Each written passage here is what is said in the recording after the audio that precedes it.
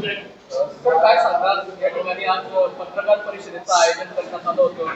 नुकताच नीट पेपर फुटलाय, त्यानंतर CET paper हा फुटलेला आहे, काय सांगणार? नीटचा पेपर फुटला, केंद्रीय मंत्री धर्मेंद्र प्रधान जबाबदारी घ्यायला तयार नाही. विरोधी पक्षनेते राहुलजी गांधी यांच्या नेतृत्वामध्ये काँग्रेस पक्षाची एनएसयूआय विद्यार्थी संघटना, युवक काँग्रेस आणि आमच्या वेगवेगळ्या जिल्हा काँग्रेस कमिट्या संघर्ष करत आहोत. आम्ही लढत आहोत. 23 लाखांपेक्षा जास्त विद्यार्थ्यांच्या आयुष्याशी खेळ करणाऱ्या केंद्र सरकारच्या धर्मेंद्र प्रधान नावाच्या मंत्र्याने राजीनामा द्यावा, यासाठी आम्ही काँग्रेस पक्षाची मंडळी संसदेमध्ये भांडू, रस्त्यावर भांडू.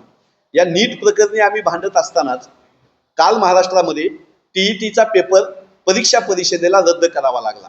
महाराष्ट्र सरकारसाठी, देवेंद्रजी फडणवीसांसाठी ही नामुष्कीची गोष्ट आहे. 4 लाखापेक्षा जास्त विद्यार्थ्यांच्या आयुष्याशी टीईटीच्या माध्यमातून पुन्हा पुन्हा हे सरकार खेळ करत आहे.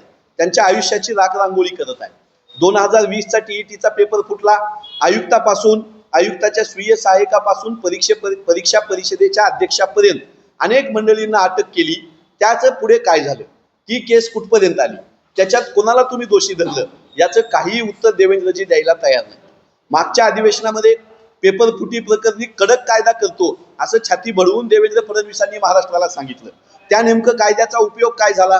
तो कायदा केलेला असताना सुद्धा 2026ला टीईटीचा पेपर फुटतो. शिक्षण मंत्री दादा भुसे असतील, शिक्षण आयुक्त असतील, यांनी नैतिक जबाबदारी घेऊन राजीनामा दिला पाहिजे आणि भारतीय जनता पक्षानं विद्यार्थ्यांच्या आयुष्याशी खेळ करायचं थांबवलं पाहिजे.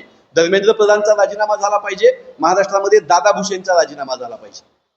राजीनामा नाही झाला तर आपली पुढची काय भूमिका असेल? दादा भुसेंना आम्ही महाराष्ट्रामध्ये फिरू देणार नाही. विद्यार्थ्यांच्या आयुष्याशी खेळ करणारे दादा भुसे 2020ला पण सांगत होते, मी हे सहन करणार नाही, आरोपीला गजाहात टाकू. 2026ला पण आता ते तेच बोलत आहेत. नुसताच बोलाचा भात आणि बोलाचा कडी करणाऱ्या या सरकारच्या मंत्र्यांना आम्ही महाराष्ट्रात फिरू देणार नाही. कधीपासून फिरू देणार नाही? फिरू देणार नाही. उद्या येऊ द्या.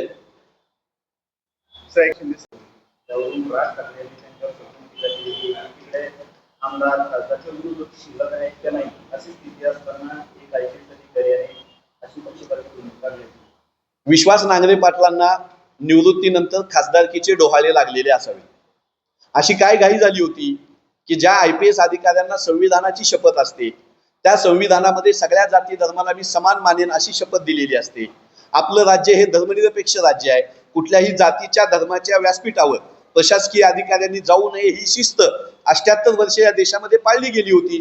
त्या शिस्तीला काळीमा फासण्याचं काम विश्वास नांगरे पाटील नावाच्या एका अधिकाऱ्यानं महाराष्ट्रामध्ये केलं. याचा माझ्यासारख्या महाराष्ट्रीयन माणसाला खेद आहे. असं असलं तरी 2029 नंतर सरकार बदलणार आहे. विश्वास नांगरे पाटलांचं काय करायचं हे काँग्रेस मंडळी आम्ही सांगू. त्यांना पूर्ण वेळ संघाचा कार्यकर्ता होण्यासाठीच्या आमच्या शुभेच्छा.